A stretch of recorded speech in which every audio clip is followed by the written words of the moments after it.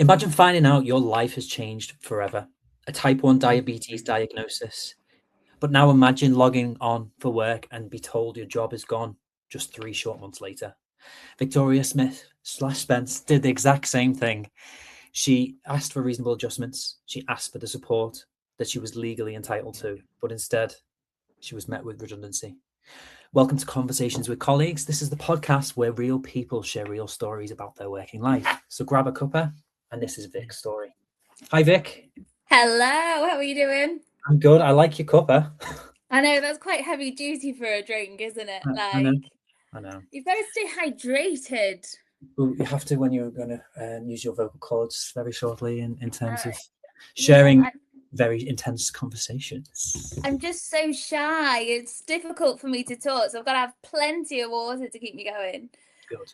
Well, I think we need to address the elephant in the room first because we've got your Hannah Montana kind of moment going on when I've just given you two separate names. I feel like I kind of am between surnames. So my across socials, my handle is Victoria Sponge, which was a joke that seems to have gone slightly out of hand. But yeah, Victoria Spence is fine. That's absolutely fine. As long as people are calling you, that's all that we care for, really. Well, they just want to order cake. I'm just referred to it as a birthday cake constantly, and I have absolutely no way of really defending myself other than it's just an inside joke that's gone too far. It has, but we love you all for it. And you've created your brand around it anyway, so I know. looking forward to talking about it. So Crazy. let's tell the people outside of this 4 walls, 8 walls, including yours as well, that you are an actress, a writer, a marketing lead, and the co-host of My Diabetes Story, and sometimes someone who's navigating the short, sharp end of workplace redundancy. Oh, I mean, that you've written my CV. Like, there we go. it's Hire quite me. strange hearing these things said about you, like to your face. I feel a little bit like I'm reading myself on a screen. It's strange, but yeah, that is me. That's you, and this is who you That's are. me. Well, what we like to do to kind of like warm you up a little bit is Mhm. talk about first days, and in particular because we're talking about the diabetes story for yourself.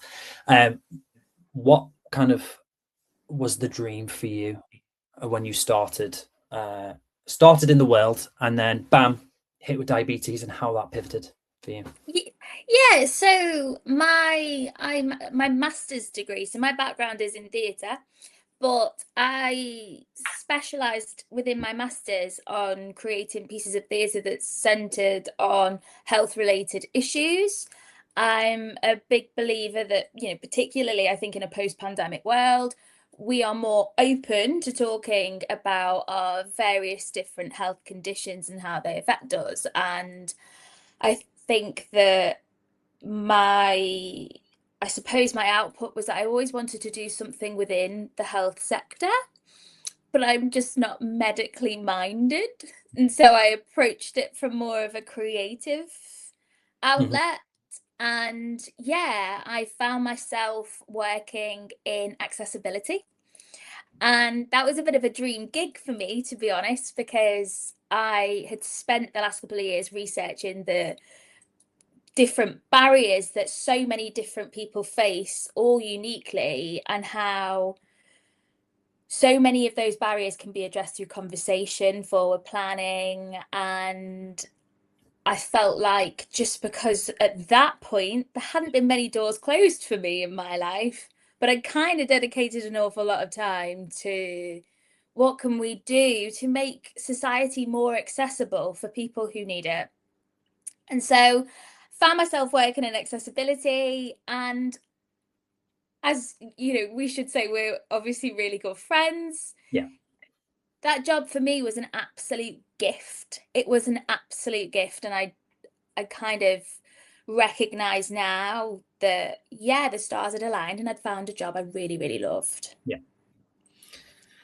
Well, like you said, you you started off with a theatrical creative kind of background, and that's the element that you went down. So in that respect, your body is your instrument, it's your world, it's your everything, like it is for everybody. So Yeah. when you found out that you had your type 1 diagnosis, What was Mm-hmm. the thought for you and your career there?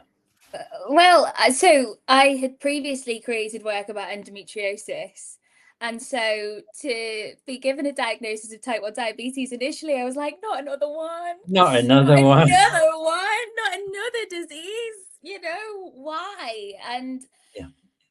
I had been quite seriously ill for a while and not gotten to the bottom of it. And, that's probably a story for another time. But what I will say is it took me to be diagnosed and start on insulin to realize how ill and how drained and lethargic I'd been for such a long time. That's not just professionally, that's in all walks of life. It kind of felt like I was just slowly turning off. And then I had this new, as traumatic as the diagnosis was, it gave me this new burst of energy and this realization that actually, once I get a hang of this, I'm going to feel like me again and I Yeah. can live my life again.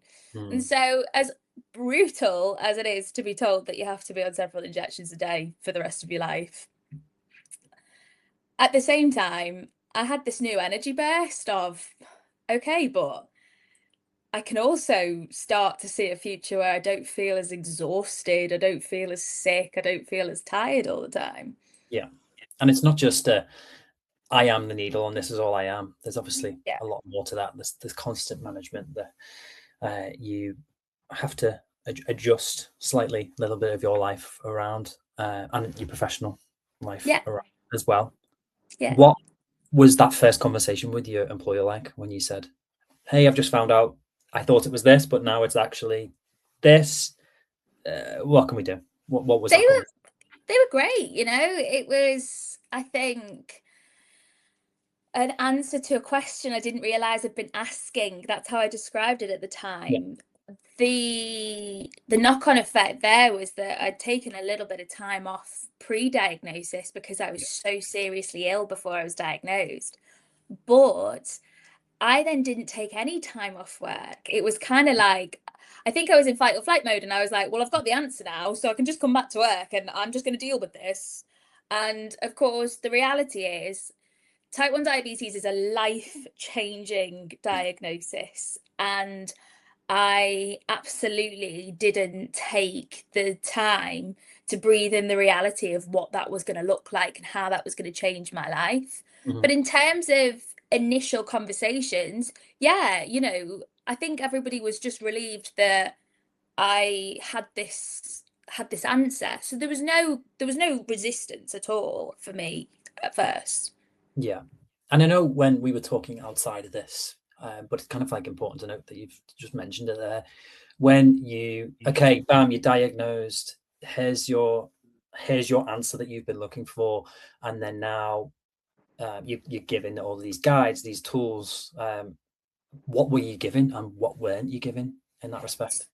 Well, interestingly, I very recently had a conversation with Breakthrough T1D, who are the leading type 1 diabetes charity, and they have created a phenomenal workbook that I think it's called the Employee Toolkit.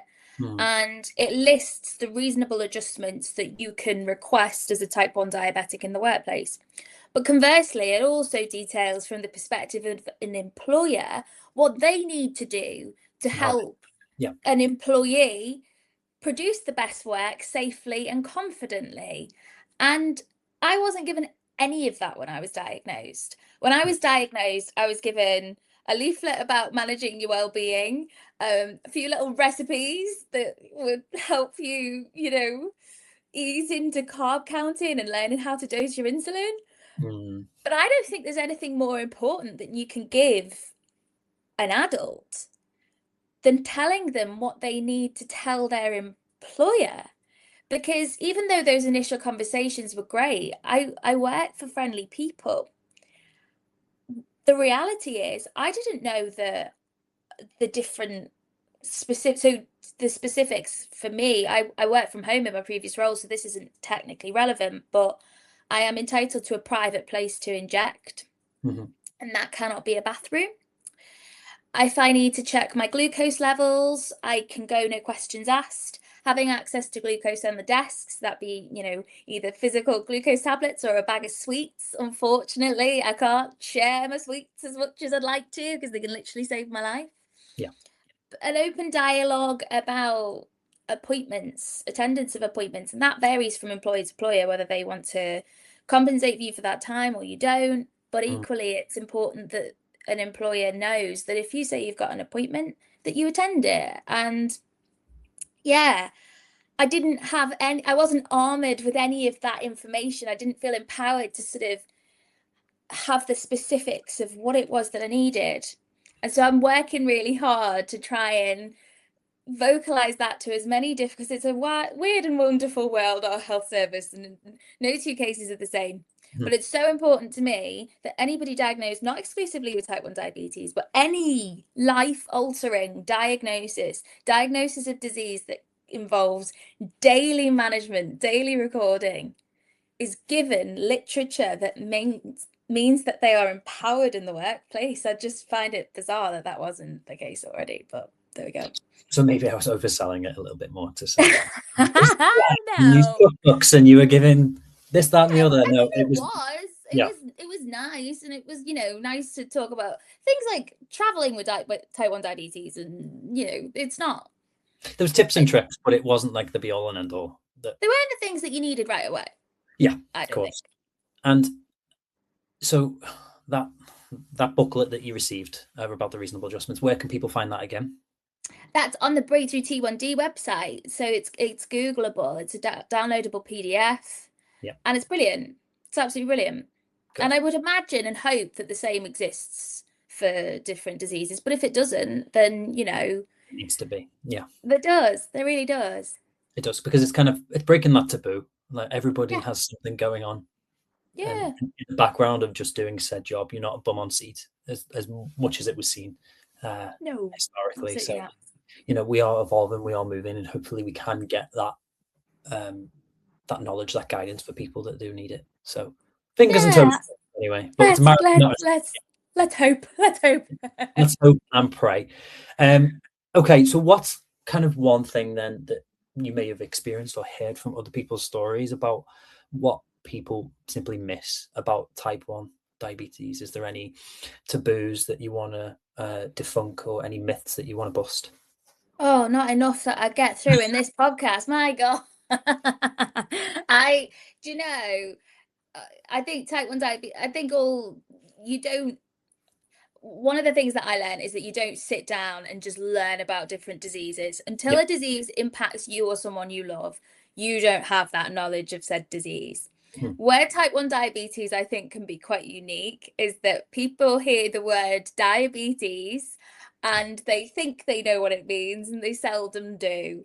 And I have been very open from the start about this diagnosis, partly because I had 27 years of life without type 1 diabetes. So I know all too well what people think, because I used to think it myself. I was never cruel about the word diabetes, but I didn't understand what it meant. And I certainly didn't know that it would be this. Yeah. And again, what's so unique is in the professional context, when you are attending interviews, talking in professional settings, disclosing this is so scary. And certain people take the decision that they choose to keep that completely private, and I totally respect that.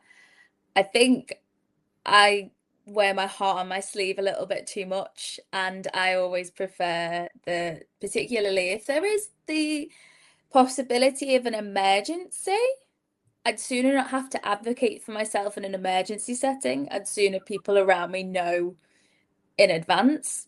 But the honest reality of what that looks like was I was attending job interviews, eating jelly babies, whilst being like, you know, I can knock together a great spreadsheet, and I'm just going to be... Show me those macros, but this one tastes different to this one. But I'm okay. I promise you, I've got it all under control.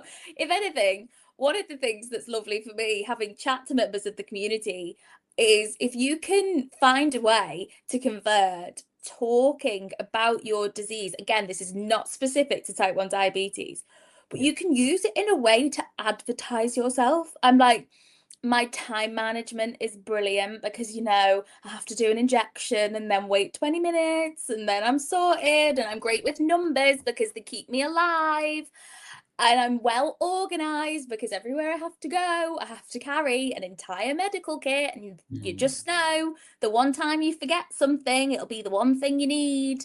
It will, yeah. And it's okay. I'm great with maths. Thank God for that GCSE maths that I got that barely scraped by, but it's keeping me alive. Yeah. Exactly. And it's like, life does not stop because you've been diagnosed. And for me, it was crushing to lose a job that I adored so soon after this diagnosis. But if anything, I think it has actually, I'm a lot more resilient because of it. Good. Because you learn to advocate for yourself professionally. You don't have a choice. If you're not doing it, who is? Yeah. Well, yeah, exactly. Yeah. Well, let's move away from work a little bit. I want to talk about your experiences and how you've turned that into a podcast. Now, co-host of my diabetes story. It's a Um, mouthful. it is a mouthful. It is a mouthful. It is. So, what was it that was like, yes, this is so important for me. I need to kind of reclaim this and share my stories on this podcast. What was it that made you go, okay, this is for me? So my diabetes story was founded by Jay James and Victoria Picton. They are parents to a little boy who was diagnosed with type 1. And I'm familiar with that platform because Jay is a member of the Overtones. And the Overtones are one of my favourite bands. And so it kind of felt like the stars aligned. And so we go live on Instagram every Tuesday evening and we interview people from all different walks of life who are in some way impacted by type 1 diabetes.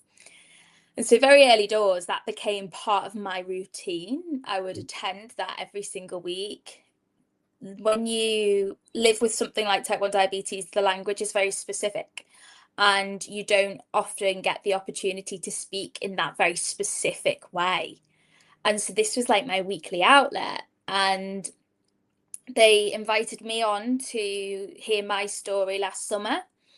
And actually, for one reason or another, more and more adults are being diagnosed with type 1 diabetes. And it's a very interesting perspective to have lived your life. I used to just eat my dinner and not think about it. And now I have to have all of this extra admin involved and transitioning from what feels like one life to another. Yeah. And they asked if I would join the team. And of course, that plays on a lot of my own professional background. I did used to talk about platforming stories in a theatrical sense. And it's an absolute privilege.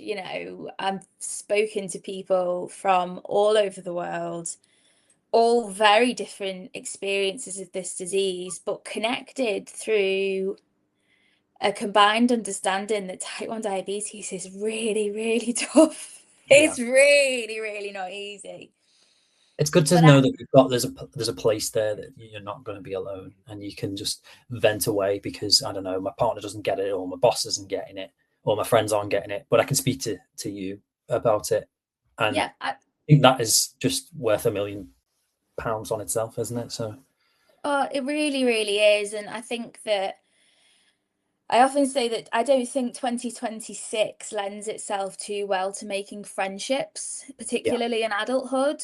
And through this horrible diagnosis, I have been so blessed that I've made friends with people from all over the world, quite literally. And I now encourage people, whatever it is, if you have something in your life that makes you unique, something in your life that makes you different, then as scary and vulnerable as it is, and I appreciate it's not for everyone, but if you can find the strength to join a WhatsApp group, to follow a few more pages on Instagram, to comment on a few different posts and associate with them, your mind and world is open to so many people who experience life in similar ways to you.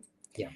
And it has been, like I say, a real blessing that now, through all of this heartache and all of this sickness, I have so light at the end many of the new tunnel. yeah, Yeah. I have so many new friends. Oh, I like what you said before about like that you were just living your life in autopilot, and you were just like, right, okay, eat my dinner, move on, da da da da, yeah. and not even have to think about it.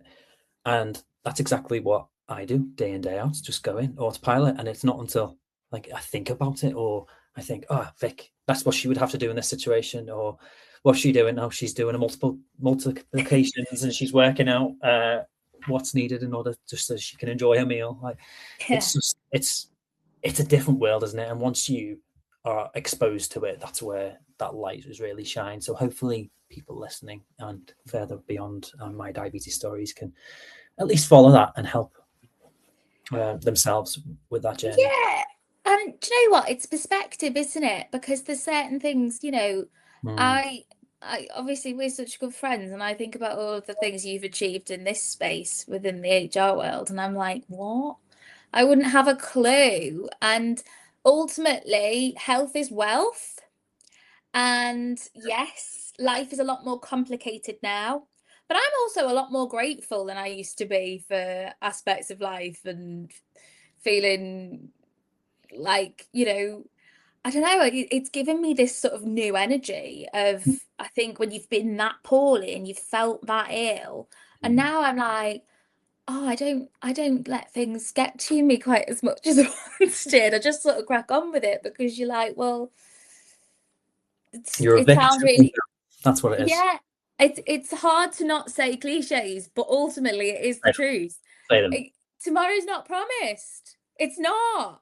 So Yeah, true. you've just got to crack on. And I feel really blessed with who is around me, both professionally and personally, that I'm able to now pull upon the elements of myself that I had pre-diagnosis Mm. and just move forward and educate people about the severity of type 1 diabetes where I can.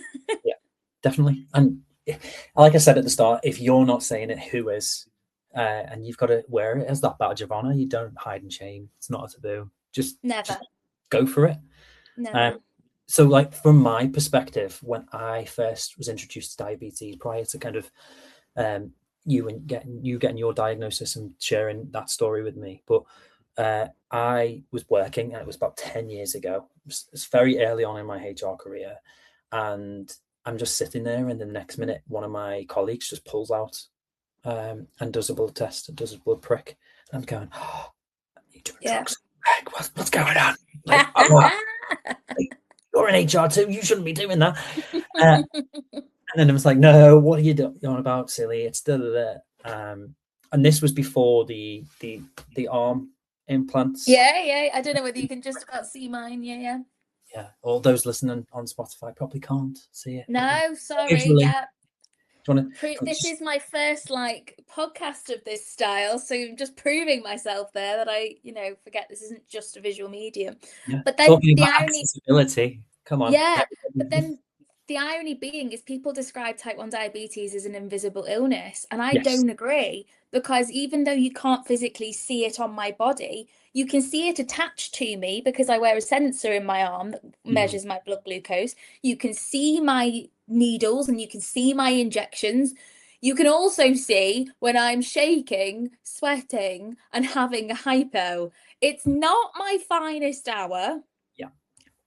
But again, if you've known in advance, if you are in my company, if you've known in advance that I can have low blood glucose episodes, high blood glucose episodes, you're not going to be as surprised when I just suddenly stop talking. That's the sign with me, when I'm struggling, Mm. because I'm quiet, and that's what freaks people out. They're like, I know, and oh, you talk all the time. You're so so it's mute. not right. Like, right, okay, that's the telltale sign. But for those who like, obviously everyone's different. What are some kind of like signs for people to be like, "Oh, this might be, this, or this might be something"? So signs of undiagnosed type 1 diabetes are really important because, I think an awful lot of people brush off they just don't understand what diabetes means. So we refer to the 40s, that's thirsty, so drinking more water, tiredness, so feeling lethargic, run down, Mhm. going to the toilet more often, and so passing more urine than is necessary, and then thinning, so losing weight for no logical reason why. Mhm. If you're experiencing any of those 4Ts, then when you go to the doctors, ask for a blood glucose test that measures the amount of glucose that's in your blood. And I went to the doctor several times and I wasn't given a blood glucose test until like the fifth visit. So the thankfully my story's okay, but it can get really serious. And Mm. so yeah, the 40s, if for everybody, is important to know. But in terms of myself, yeah, I can go a little bit shaky, sweaty. I can seem a little bit confused and my words might slur. And usually that means I need some sort of sugar. Yeah. Not always. And the beauty is, obviously, I know this is visual. So the sensor that's in my arm connects to my phone. So I have live readings of how much glucose is in my blood that I can access at any time. And an alarm will sound if I am too low or too high. And you will hear it. There's no, it's not subtle, but it keeps me It's more like alive. silent alarm activated.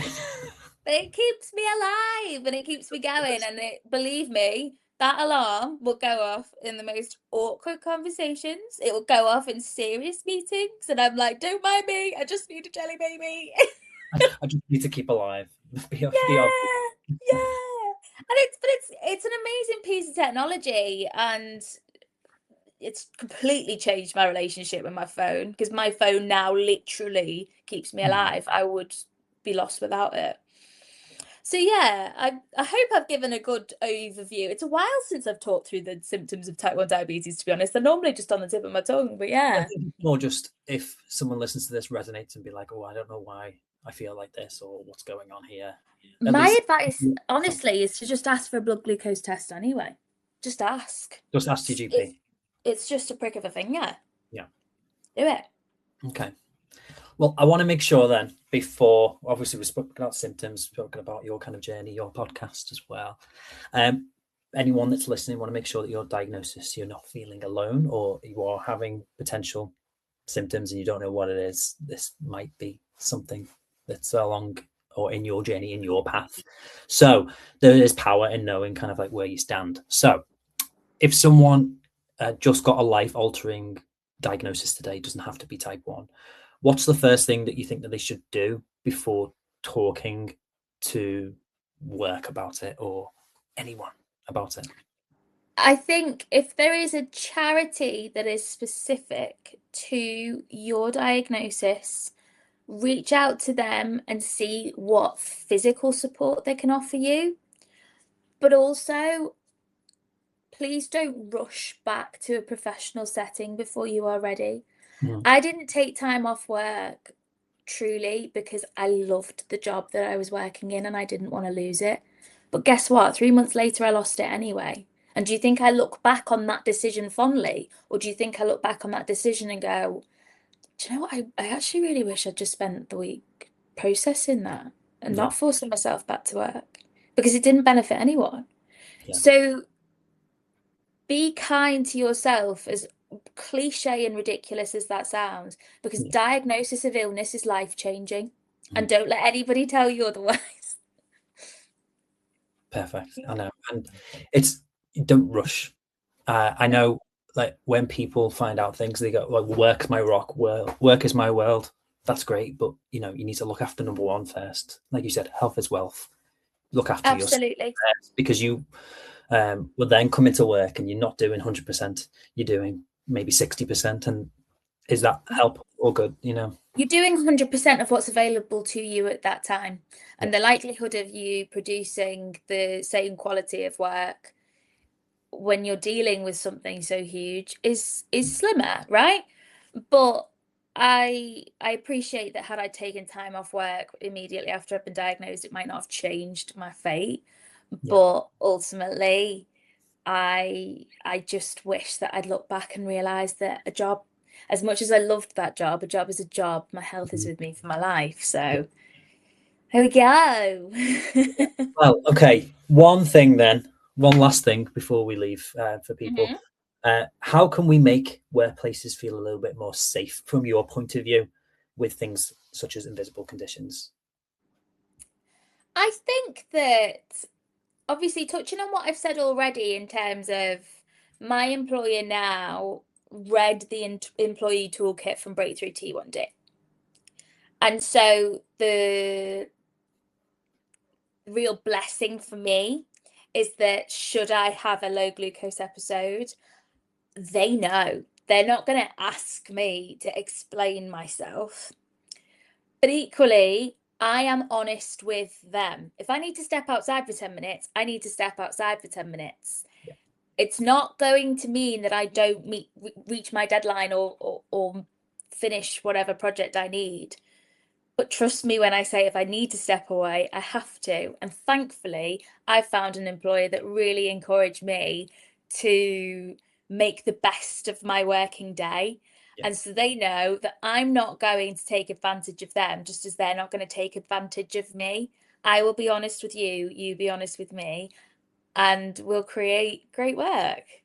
Exactly. And then I think you've said that key word there. It's trust.